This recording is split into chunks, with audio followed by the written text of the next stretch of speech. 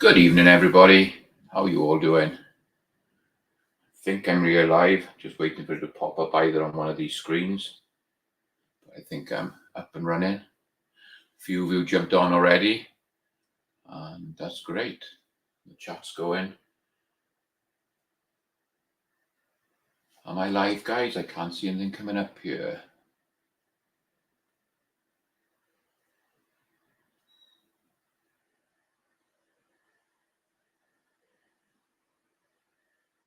There we go. Now it's come up. Cool. So there's a few of you jumped on already tonight. Let's just jump through, see who's here. Bambadad was first. Looking forward to the show. Thorax. Tactical Fud. Brutal Bob. How you doing, Bob? Thanks for joining us. Michael Dunn is out there. Colt 1927. Dale Pogue is there. Good to see you guys. Tactical Rabbit 308. Tactical Fud is out there. Just going down to see. VAOs, yeah, good to see you, Walter. Mark Thomas is out there. Hi, Mark. 1903A4 is out there. Good to see you.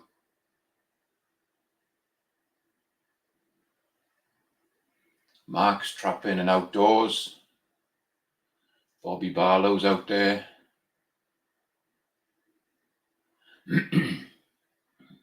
Fluffy 10mm Jeep guy is out there. Good to see you. Richie B's joined us.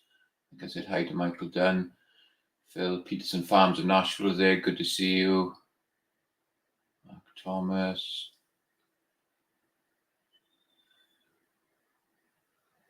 Zeus. I think I pronounced that Tafola. I think that's a new name tonight. Welcome and thanks for joining us. Zeus Tafola. I hope I haven't wrecked that. James Pollard is there. Bambadad, I think I said hi to him. And there we go. So I'm going to start collecting names. So hashtag Mac45, guys. Hang on, that one's wrong again. Let me go in and change that quickly. I thought I did that earlier.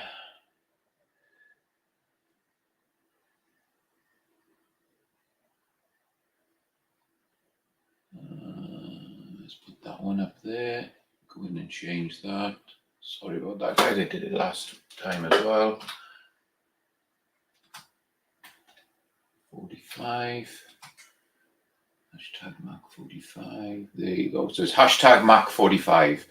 So I've got that up and running. Sorry about that again, guys.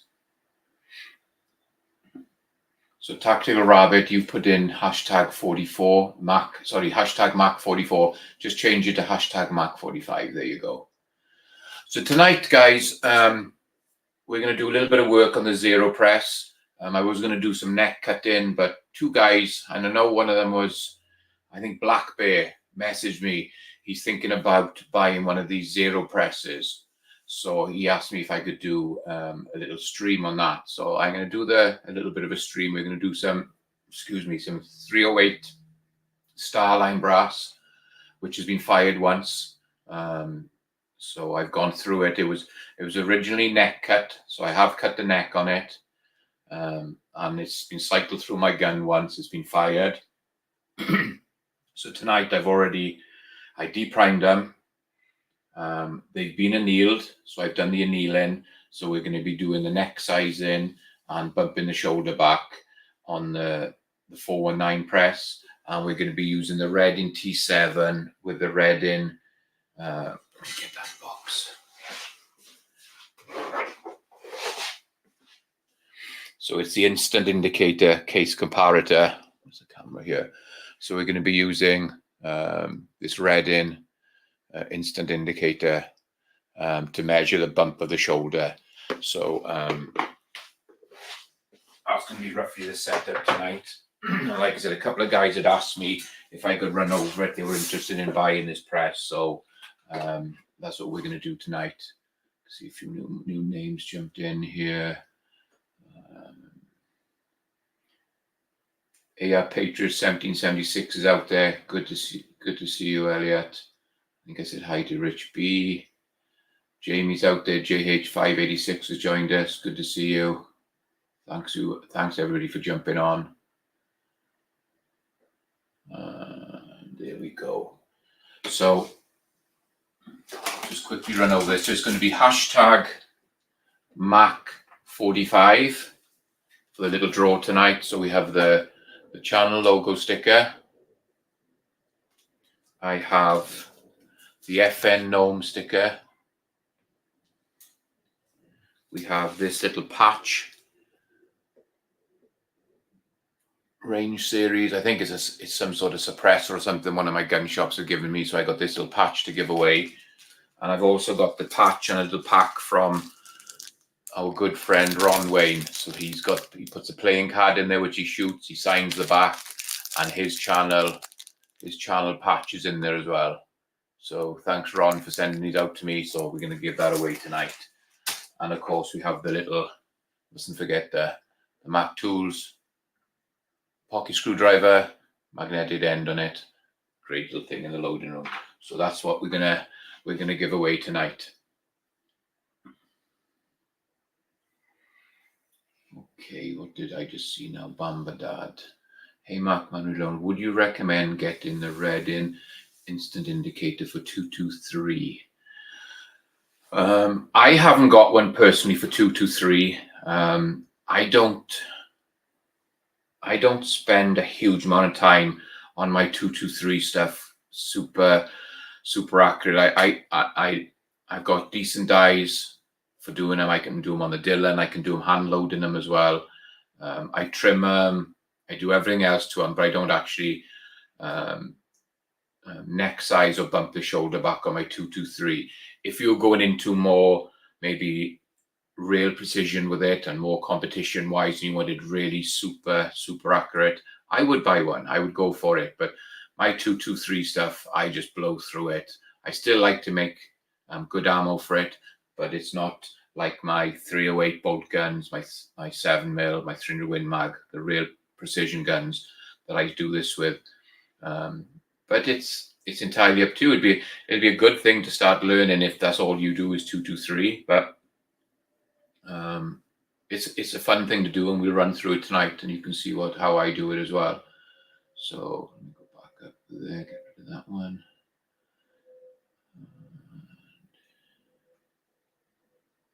Make sure nobody else jumped in here.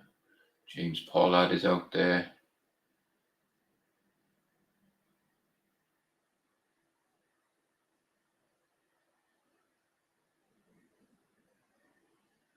Michael Dunn is asking, what's my go-to powder for 223? I like TAC. I use it in 223 and 308. And I think I use the is it the CFE 223 stuff? I think they do CFE pistol, CFE black, and CFE 223. I like 223 that as well. Those are the couple of the main ones I just use. And it's down, CFE 223. Yeah, I do like that powder. TAC is another great powder. It seems to be very consistent and I get good results out of TAC. So probably those would be my two go-tos. While things are good and you can get powder, you can pick and choose a bit. When shit hits the fan and everything dries up again, we just got to get what we can get hold of. But yeah, those probably would be my two go-tos. Okay, so I've shown you the little prize draw tonight, guys. So hashtag Mac45, and we've already got 13 entries in there, so that's ticking away nicely. I'll try and keep an eye on the chat as well as we're floating around. So let me just show you. So over here, sorry for moving everything around. So you can see there, I've got my red in set up. with the instant indicator gauge. So let's start with that. So it's set up on the T7. And what I like to do is I set up the die or the holder, and then I bring the RAM up. And again, with this T7, there's a little bit of tilt, so you need a little bit of cam over just to make sure everything is nice and precise. So there's only a touch of cam over just so it sits, and it's sitting on the back plate where it should be. So the gauge is set up there. So I set that up, bring it up, and once it's I know that I got that little bit of cam over, I then use the SAMI spec case gauge that comes in the kit. So all I want to do is I want to bring that up into the case gauge, and hopefully you can see I've already zeroed it out. So you undo the top bolt, you can turn the clock around so it's smack on 0. So that's the SAMI spec where the shell should be according to their measurements. So using that. And then once I've done that, I'm going to get a piece of the Starline brass, which we're going to be using tonight. So it's Starline 308 brass, and like I said, all I've done so far is I deprimed it. It's been cleaned and it's been annealed, and then I just pop that in to start with, bring it up, and you can see there I'm 1 thou. Hopefully you can see that. I'm 1 thou over SAMI spec. So this has been fire foamed in my rifle and then annealed back. So we're going to try and just bump this shoulder back 2 thou, because it's only going into my precision rifle, not into a semi-automatic AR or AR-10 or my M1A. I'm only going to bump it back 2 thou. But if I was going to use this in my semi-automatics, I would bump it back 4 thou. Just gives it that little bit more room to go in if there's any dirt or dust or anything. But I do like to keep it really tight. So all my precision rounds, I only bump them back 2 thou. So that's basically the setup for the case indicator. And then we can go over onto the zero press. And I can run through that with you as well, guys.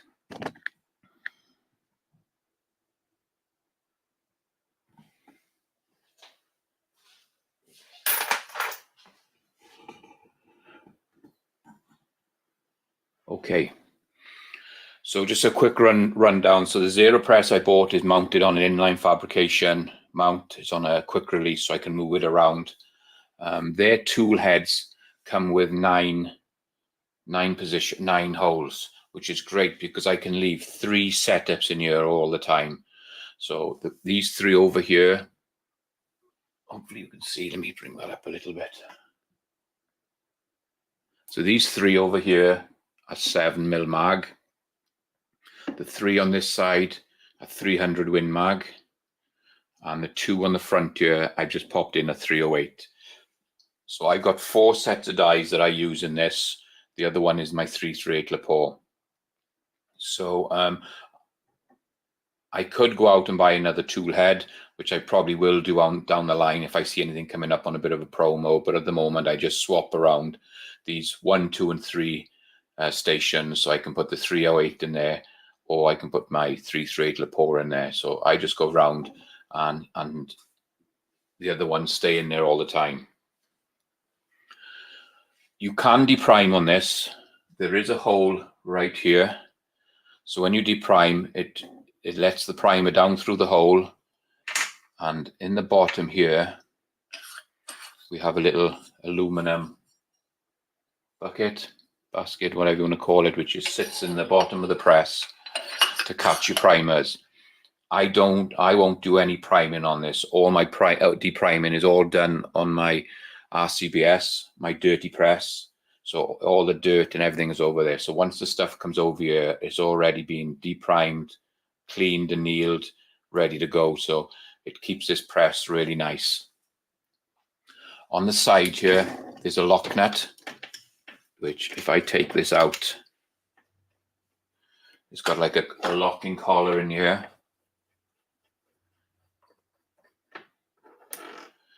So you can see that it holds the whole tool head in. And to change the tool head, basically all we're going to do is just lift it straight up and out. And there's your tool head. Hopefully you can see that. There is a ball and spring and detent on the back there. And then just popping them back in. It sits back down. And then the locking collar, we just put it back in.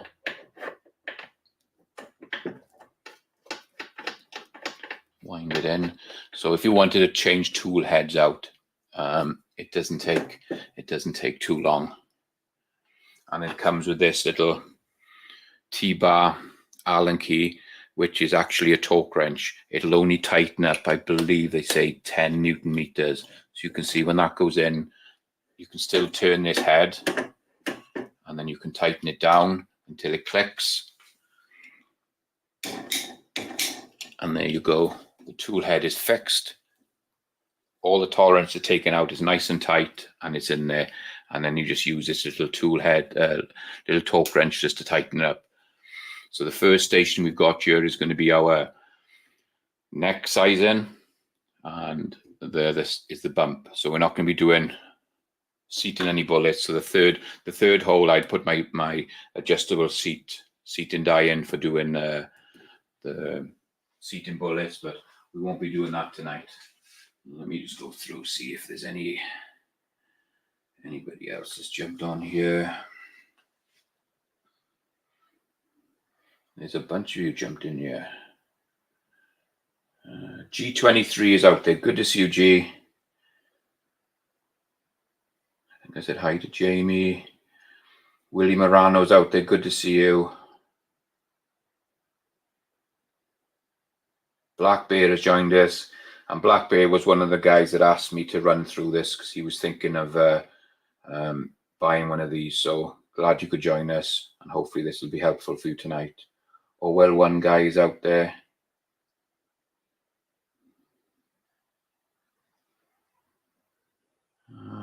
James Pollard, hi there. Hillbilly Up has joined us. Good to see you.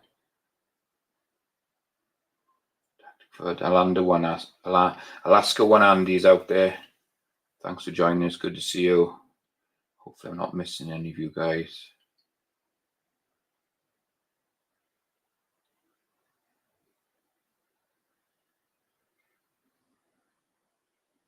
Dale Poe. Bubba Triclops Ballistic is out there. Good to see you, Bubba. Thanks for joining us.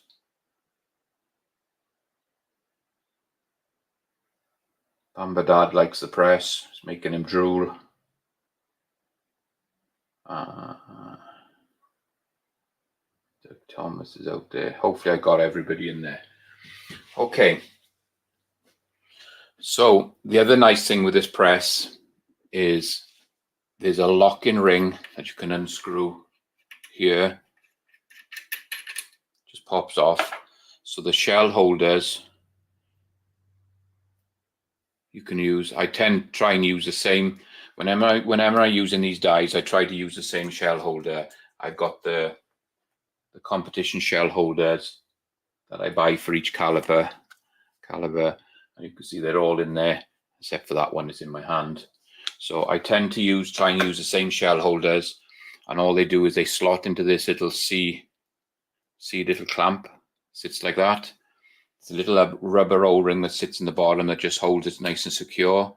So you just put it in there, let it centralize, put the cap back on, just nip it up by hand, and it still turns. You can see that it still rotates in there on the little rubber ring, but it holds it nice. And as you bring it up, don't bring it all the way. As you bring it up, there's basically nothing in that ram. There's no movement in that ram at all. It's nice and solid. Very low tolerances on here. We have roller bearings in all the joints, and the handle itself has got a roller bearing built in as well. You can adjust the height of the handle. That's just nice that it sits in your hand. And like I said, it's a super solid press, nice and chunky. And then there's next to no movement when you grab that handle there. See, and try shaking it. It's basically just rattling on the ball here. There's next to no movement in any of this on the press. Okay, so that's a quick rundown of the press. You can go left or right-handed here as well, whichever way you want to go. So they say not to put any cam over on this press. And this die, you can see here, the die here has got a spring-loaded rod or whatever, which cups totally around the case, so it feeds everything up nice and straight. So when you bring the ram up, it contacts the bottom of the die, and you can see that spring-loaded guide just moves up, and it comes all the way to the top. And I've probably got the smallest amount of cam over, just so I know everything's consistent. That arm, let me show you how much cam over I got on that arm. So you can basically see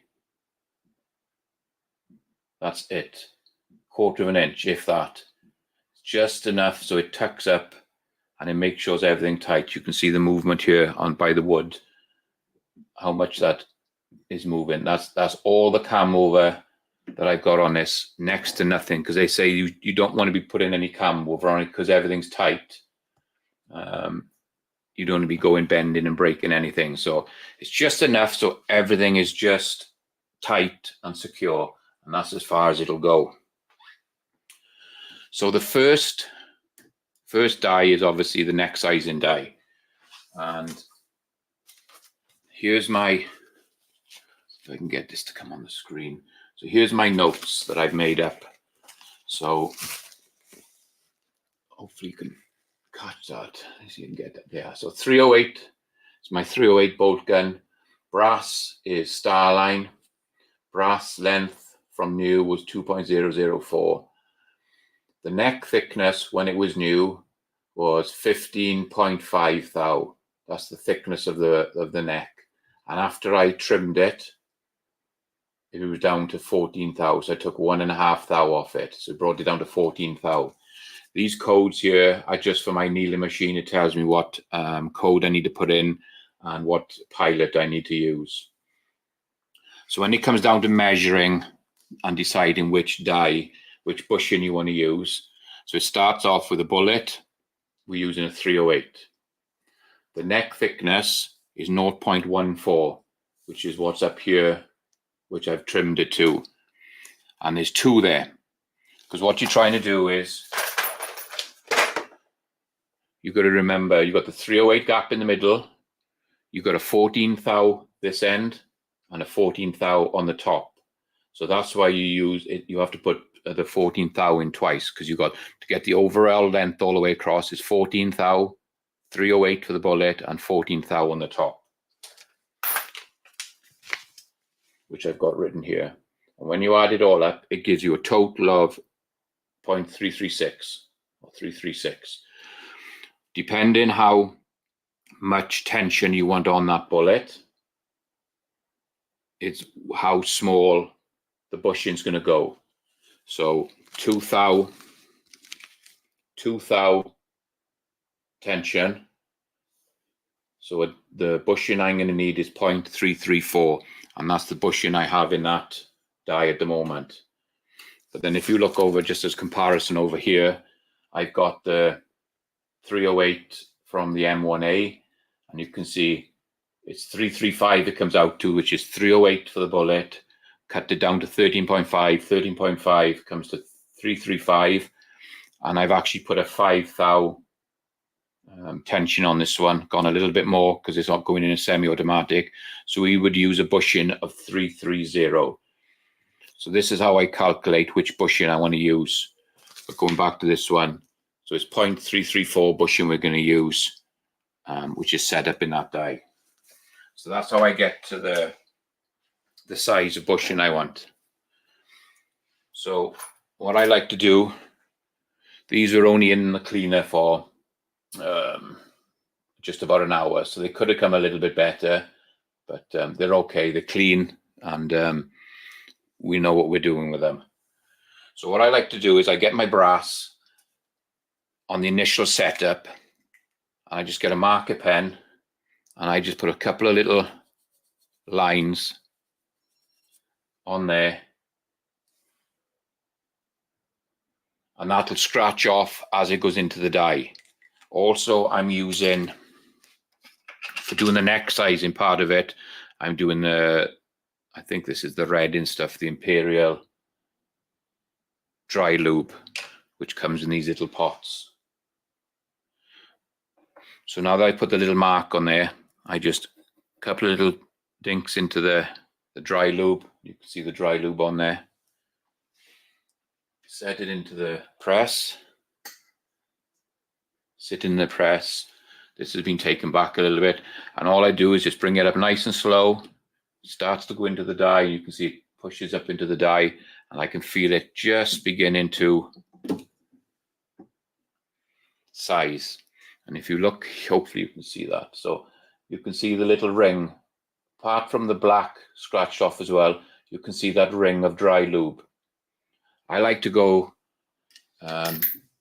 maybe 3/4 or just over 3/4 of the way down the neck. I don't take it all the way to the shoulder. So you can see there, see that little line there, that's how far we've gone. So you just keep turning the micrometer adjustment down.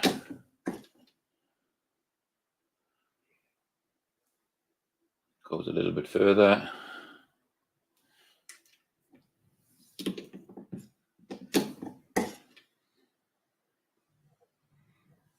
And you can see there now we're around about 3/4 of the way down, not quite onto the shoulder. That's as far as I want to go. Give it a wipe off. And you can just about see how far we've taken that down. So it's about 3/4, maybe just a little more than 3/4 down. So once you've done the initial one and you're happy with the length, it's just a matter of grabbing a case, dropping it in the dry lube, bringing it up into the die, and just wiping it off. These will go back in the cleaner and have probably go for a couple of hours. All these marks will come off. The dry lube. All these marks will come off once it goes back into the cleaner. You can see just like 3/4 of the way down. Give it a wipe off.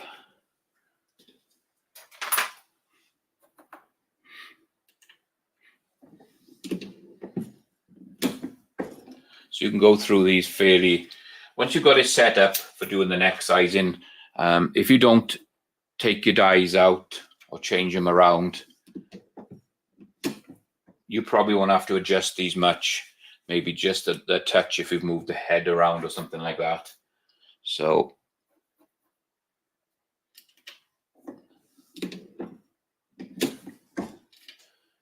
and there we go. So I've done a few there. So I got some for doing bump in the shoulder. So let me just check what else has come up here.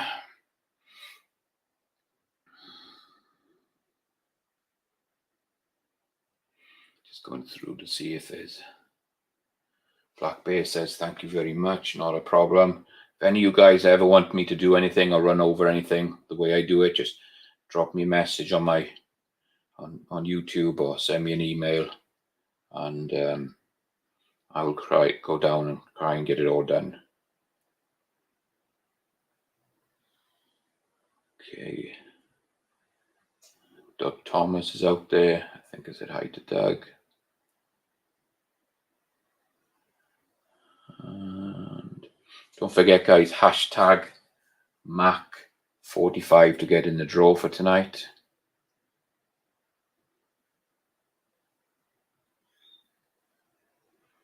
I think I'm back up to. Yeah, I think I'm back up. So we can go through neck sizing them, all done. That's all we need to do.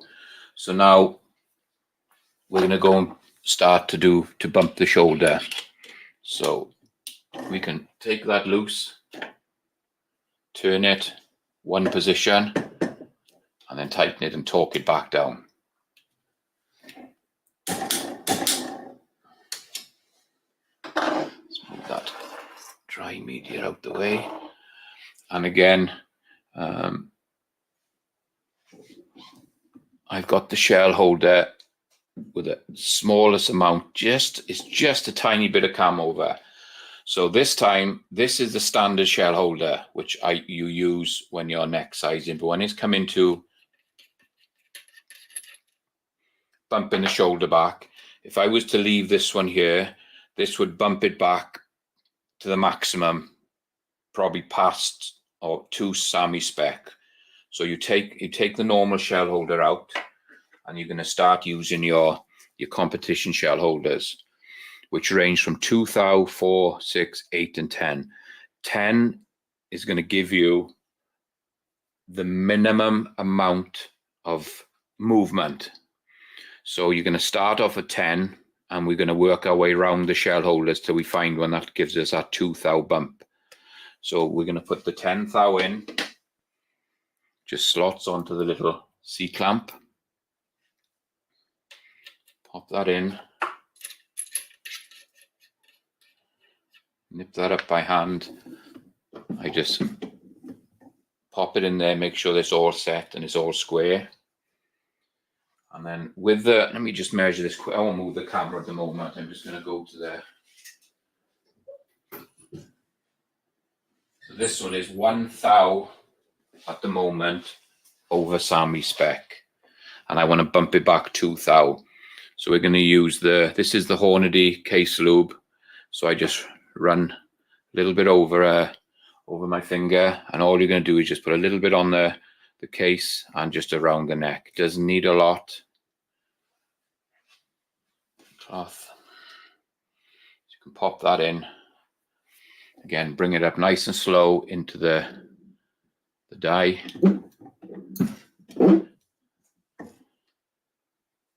I'm going to give this a wipe off. I'm just going to check it quickly. Okay, so the first shell holder didn't move, didn't bump at all. So we just go in, unscrew it, take it out.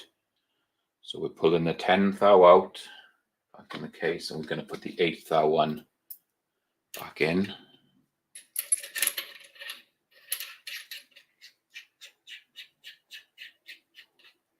This just needs to be just nipped up hand tight onto the die, just to square everything up. And because I wiped this, I am going to put a little bit more lube back on, because I wipe it before it goes into the case part of the die. Fingers, bring that up.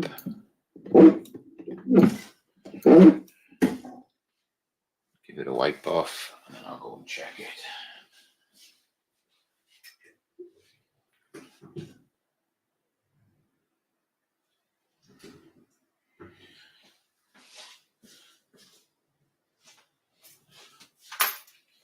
So let me show you this. Let me just do this one quickly.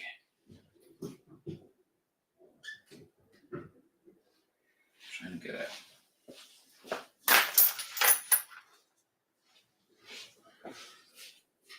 So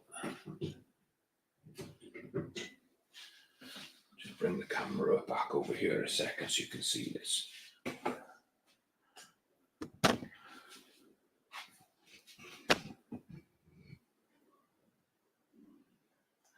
So this is a piece that we haven't bumped yet. So it was just showing that it's, hopefully, let me get I have to zoom you in so you can see, guys.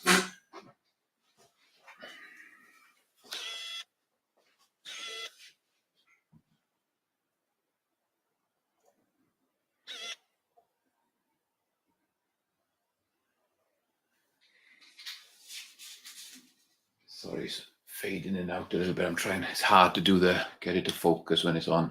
So you can see one that hasn't been it's been neck side, but it hasn't been bumped. It's 1 thou over. So this piece of brass went through the 10,000, 10 thou with a shell holder and didn't do nothing.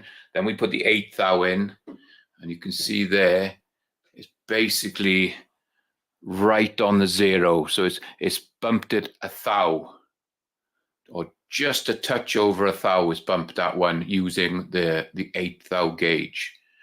So that would be too tight for where I'd like to be. Thou is a little bit not quite enough where I'd want to be. So let's go back over here and we'll change it to the next die, and it'll probably take it to 3 thou bump.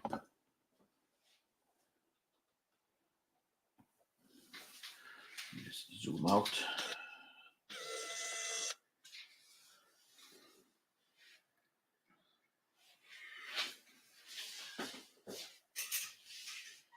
Okay, so there's that piece.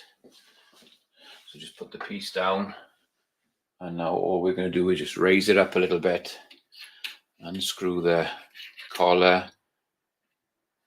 I could probably, hopefully you could see on there, it says 8 thou on the top. So now we know that one bumped it back just a touch over 1 thou. So now we're going to drop down to the 6 thou. Just slots into the little C-clamp. Put it into the top of the ram.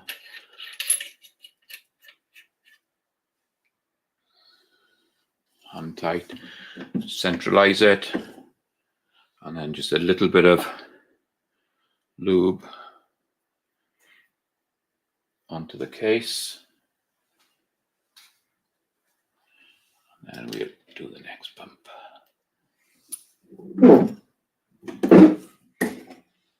Okay, so I'm going to wipe this down.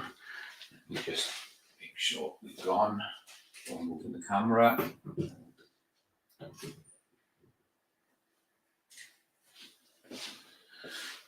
Just move the camera again, guys. Sorry about this. I know I should get 2 cameras set up and I wouldn't have to do this.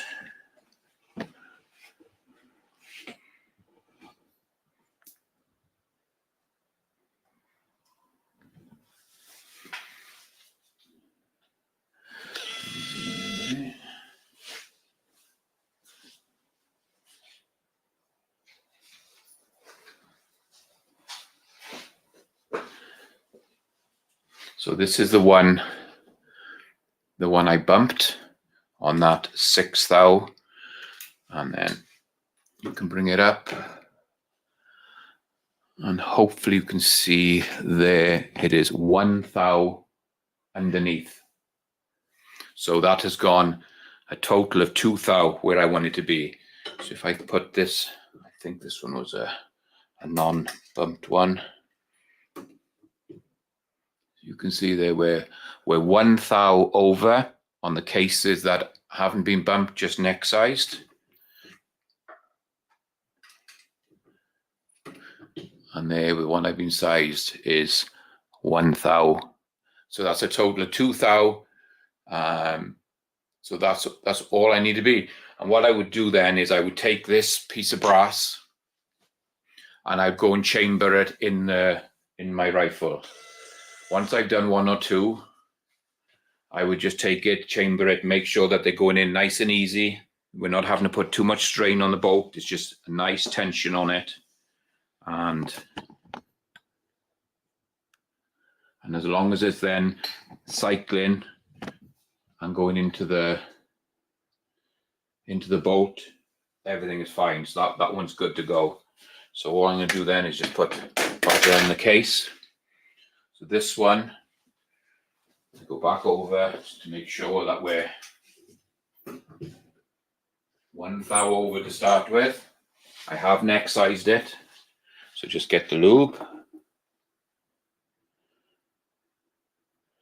Just a little bit up and down the case and just around the neck. You don't want to grip in or binding up in there. Put it into the holder, bring it up. I'm going to wipe it off.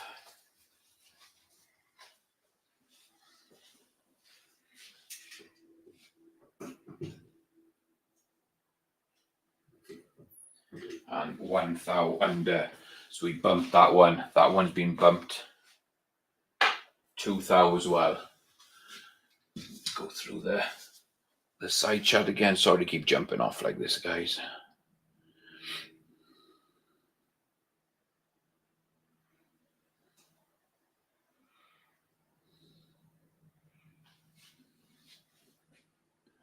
And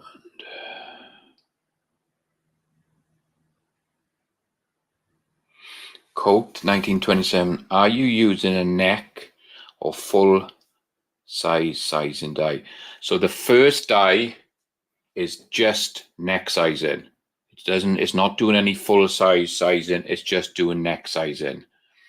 And the second die, which comes in the competition kit, it will take up,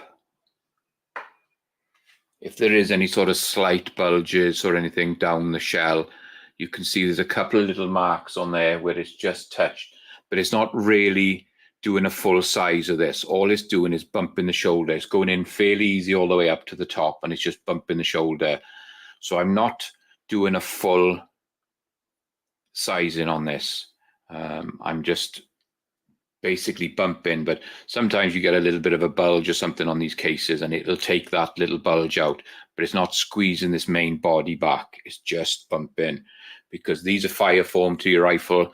You don't need to be, as long as once you've neck sized and you've bumped the shoulder back, if they're chambering with no problem, they're just going in nice and sweet. You can just feel that little bit of tension. You don't need to be full sizing these all the time, because you're just working the brass. That's already nice. It fits my gun really nice.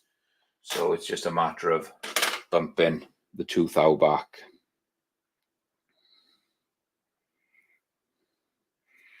Bambaded says use a Southern Shine media. I just use the normal powder media with some of the, I think I'm using the Lucas oil polish. I run it for about an hour and a half, and they're good to go. But I didn't have much time before we started tonight. I left it too late to clean them.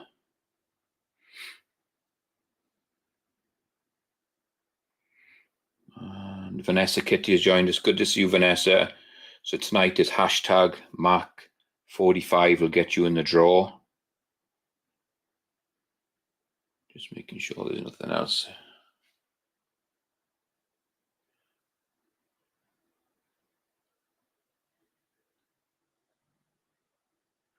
So Tactical Rabbit says you could set up to be like a production run setup, needing to be done on one side and resize on the other. What I'd normally do is, when I come to do this, I would do them all.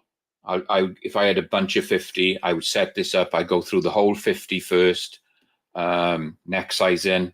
Then I'd move my tool head round, and then I'll do the 50, bumping the shoulder back, just checking on the odd one as we're going through to make sure that they are bumping it back correctly. And then going on to do the next process. So yeah, you can get through this pretty quick, but I just wanted to show you guys tonight that it is fairly simple to get through this. And just making sure I haven't missed anybody else. Michael Dunn says, do you shoot a lot of 308? Yes, 308 is probably one of my favorite rounds. I've got an AR-10. I've got my Springfield M1A, and I got 2 AR-10s, Springfield M1A national match, and then I got my custom 308 bolt gun, and I love shooting them. It's just 308 is such a great round. It's a fairly simple round, very similar to 223 to load. There's nothing complicated about it. Nearly always product about, so you can get product in. I'll make a big batch at a time, and I love shooting 308. I don't use it for hunting. My hunting rifle is my 300 Win Mag. that's been all set up. So that's my actual hunting rifle.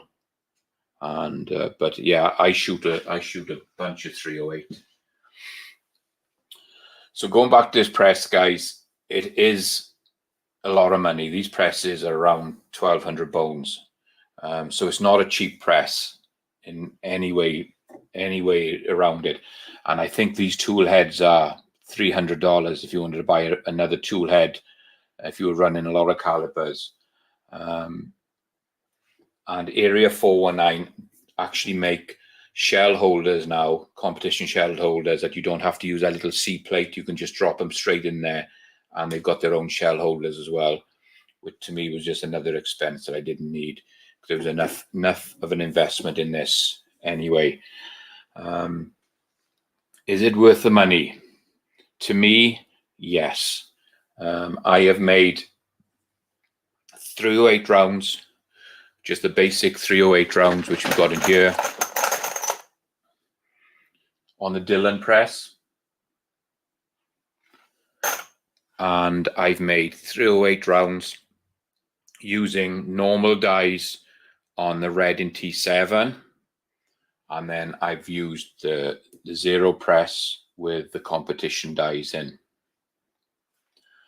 And the groups, the biggest groups were on the Dillon, and I've done this maybe 3 or 4 times. So I've shot maybe a five round group with the Dillon, 5-round group on the T7, and a 5-round group on this.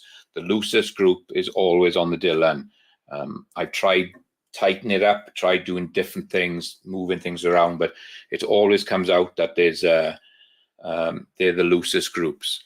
I can get nice tight groups on the T7 using a nice set of dies, not these competition dies, just normal Redin 308 dies, where I'm not neck sizing, I'm just full length sizing and going through, and I'm getting a nice tight group.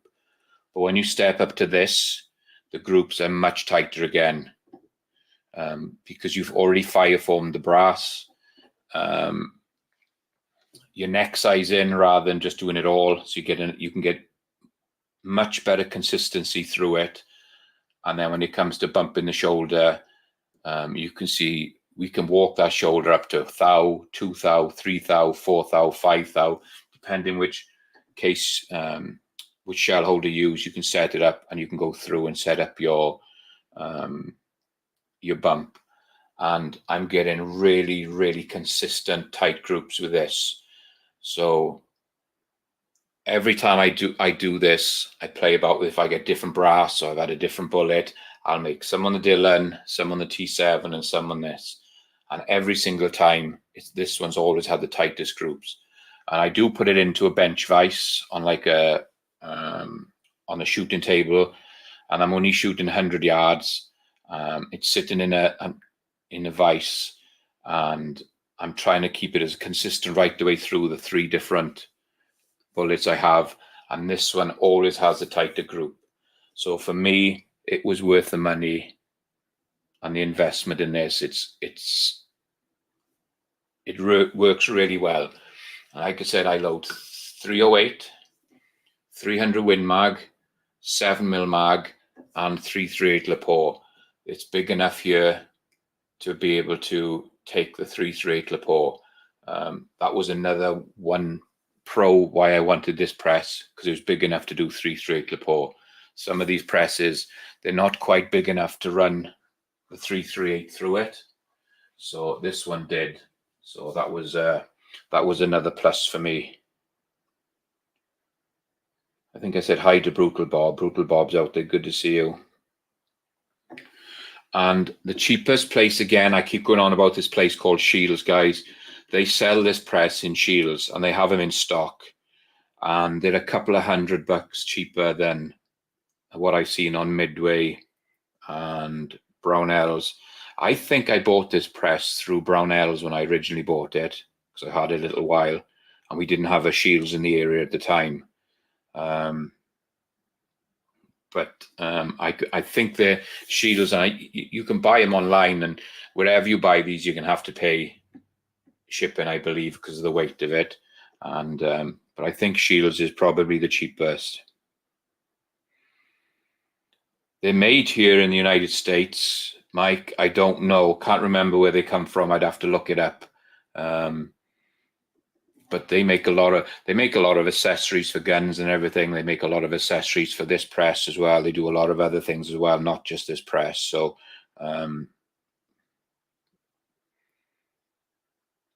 it's pretty nice.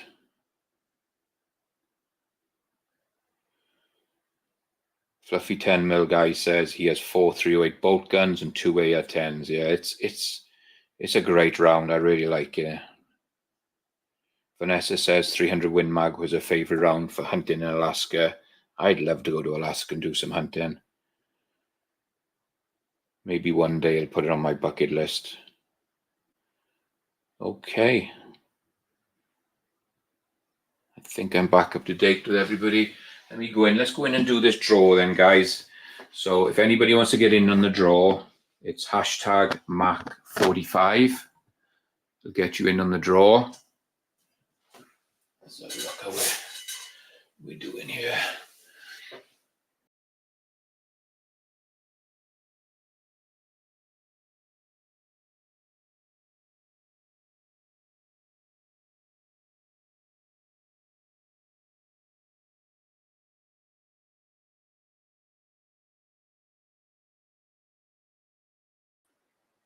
Sorry about that, guys. I hit the wrong button and it switched the camera off. I think we're back. So there's 20 entries and 30 watching. I'll give you a couple more minutes to do the hashtag. So it's hashtag Mac45. And just a quick show again what we've got. We've got the channel sticker, the little FN gnome sticker. I got this little patch. What's it say? Range series. Like I think it's for a suppressor company. I picked it up in one of my local gun shops. They're quite a cool looking patch. And then we got a little pack from good friend Ron Wayne. So his patch is in there. His playing cards that he shoots. It's been shot out. He signed the back of it for you. So thanks Ron Wayne for that. So there's a little Ron Wayne pack. And of course the little pocket screwdrivers with a magnetic top and the flat blade in them. So that's the little prizes for tonight. So I'll give you a couple more minutes if anybody wants to do it. Hashtag Mac45. And then we'll go ahead and we'll do that draw in a couple of minutes.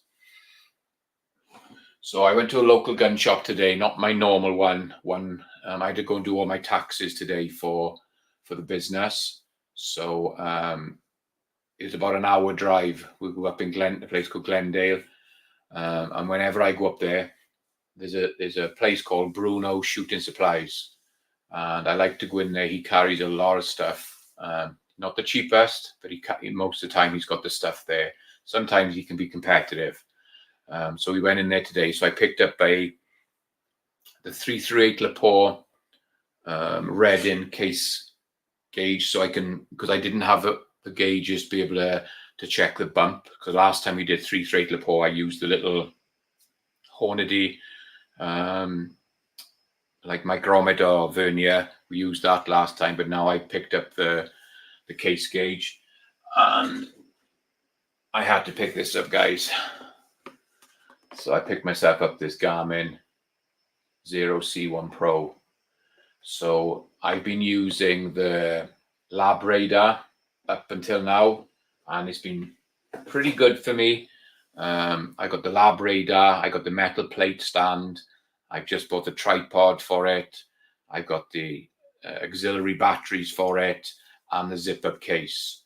So that's going to be going up for sale. If anybody's interested in wanting a LabRadar, it's going to be up for sale. Because if you've seen this thing is pretty amazing. I dropped quite a few shots with the LabRadar. It doesn't always pick them up, and it's a little bit frustrating that you spend that money and every now and again it'll drop a shot, which if you're doing an 8 or 10 round cycle, it doesn't really matter because you can still have another 8 or 9. But if you want to do a 3 round, but most people do a little 3 round set, and you drop one, that's 33% of your thing gone. So I invested in this Garmin. I'm going to do an unboxing video. I might do a comparison video with the two of them. I might go to the range, set them both up side by side, shoot through the middle, and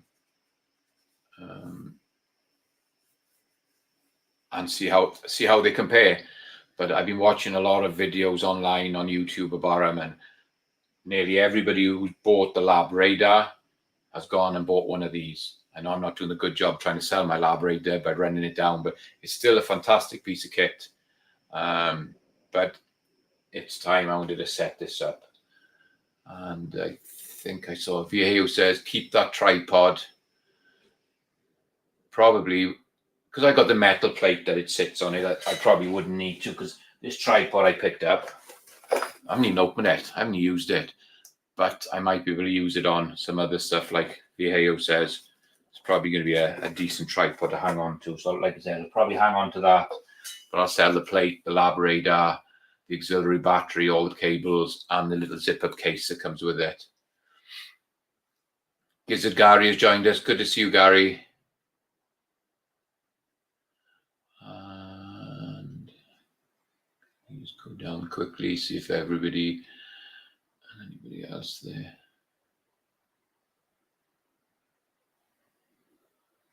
Thorax says Bruno is a bench rest. I get this wrong, get my tongue out. A bench rest place, been in business for a long time. Yeah, I like it. He's got a lot of product there.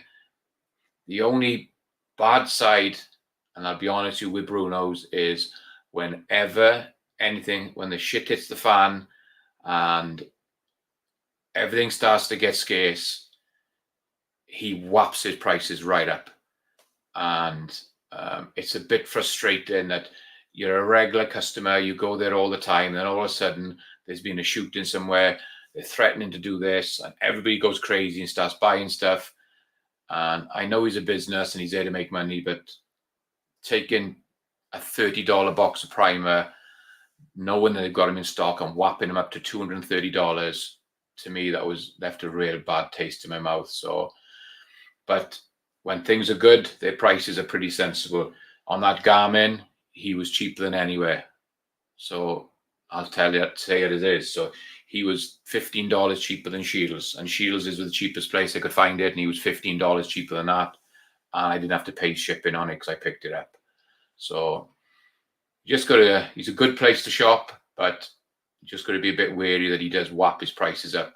Takes a little bit of advantage when he knows he can get away with it.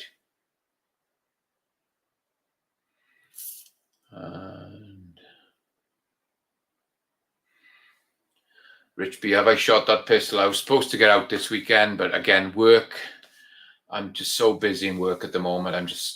I'm having so many deliveries coming in at the moment from when I went to the tool show, and I've got to put that first. I couldn't even jump on Hillbilly show on Saturday night. I worked all day Saturday again. I didn't finish until about 10:30 Saturday night. So, and I didn't have a chance to go. And today, I could have gone today, but we spent a few hours up. I had to drive an hour away to do all my tax work, so I didn't have a chance to get out. So I really need to get out, because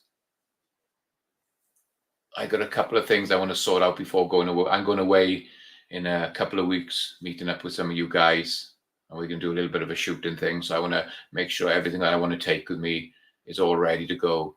So next week I'll probably be out and about doing some shooting. I'll try and get some videos done as well. Colt says I have a brand new Lab Radar to sell as well, along with all the accessories. I think there's going to be a lot of them coming out. Even Bruno's had 2 Lab Radars used for sale today.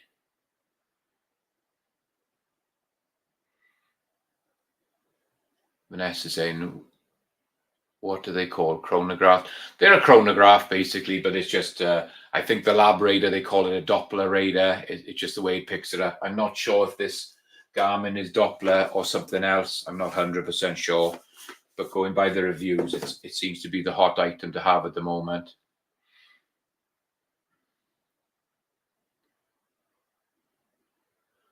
Thorax says he's used Bruno's in the past. Okay, let's go in and do this draw then, guys. You've seen the prizes. We're going to go in and Share the screen. Share screen. Share. Giveaway tool is there. Share. So we're at 22 entries, guys. I've shared the screen. So good luck, everybody. We're going to quickly go through and do this. So good luck, everyone.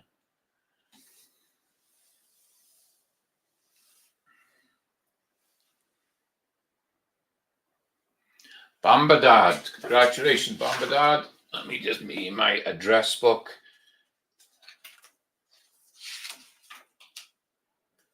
Yes, sir, I have got all your details, so you don't need to send that to me. So congratulations. That's great. I will get that stuff packed up and sent out during the week. So congratulations there. Stop screen.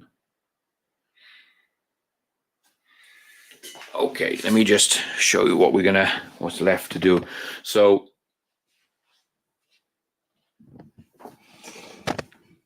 if there's any questions again on this guys, just throw them out. We'll be wrapping this up pretty quick. So just any questions, throw them out if you want to see anything. And so with the next process, all I'm going to do now, these have been deprimed, neck sized. We've had the shoulder bump back on them. I'm just going to go in and I'm going to clean the pockets out. Just going to go in by hand to clean the pockets out. And then it's just a matter of going in and measuring. And let's just measure this one quickly. So the overall length after doing all the work on this is 2.050.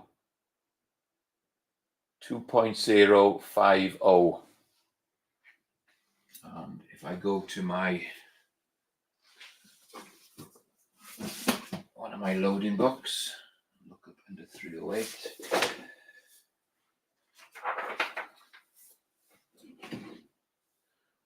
So it's calling for a maximum length of 2.015. And if you're going to trim them, it wants you to trim them back to 2.005 to trim. And you can see on these, this one is 2.004. So there's no need to touch that one unless I had a lot of inconsistencies with them. And then this one was 2.006. So when I go through the rest of these, what I'm going to do is I'll size them all and then we'll measure them. And if they're up and down a little bit, I may go in and use the Henderson trimmer and put them all to 2.005. If there's any that are under 2.005, they'll stay at that. I'm not going to go down. I'll just take it to 2.005 and see how that holds up. And so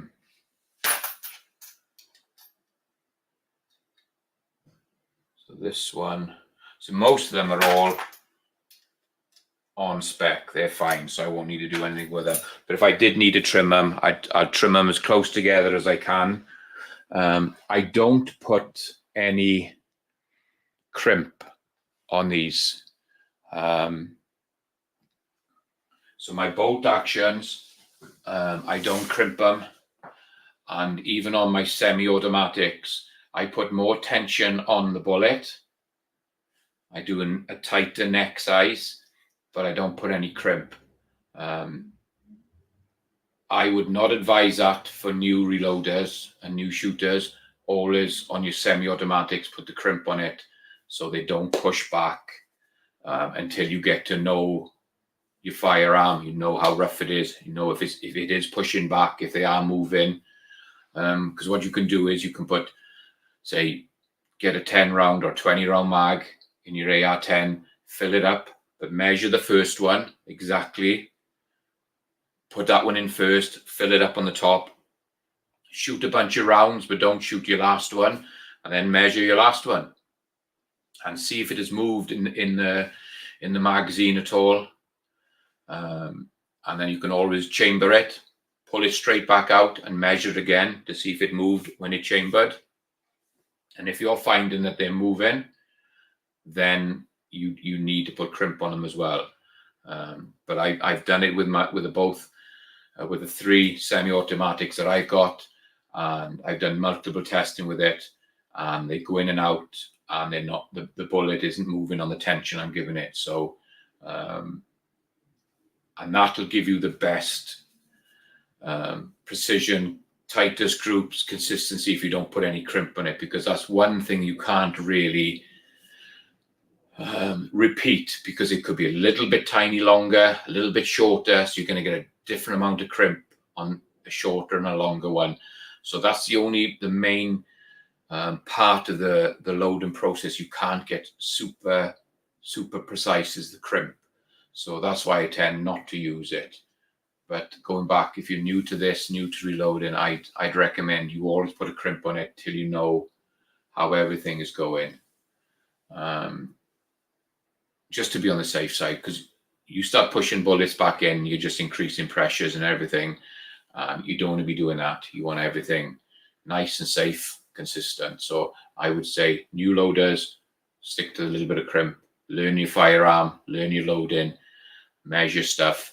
And then when you're comfortable that everything is going right, then you can start dropping the crimp and just using your neck sizing to keep the tension on there. So there you go, guys. We've been running just over an hour. Just checking in the last, if there's any questions just popped up here.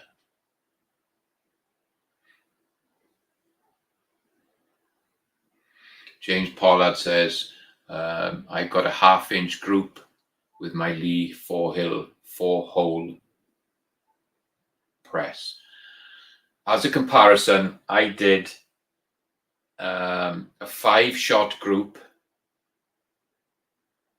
with my bolt gun at 100 yards, and it was one hole, but it was just elongated a little bit, as if a bullet had gone in and the other one had gone maybe a millimeter to the right.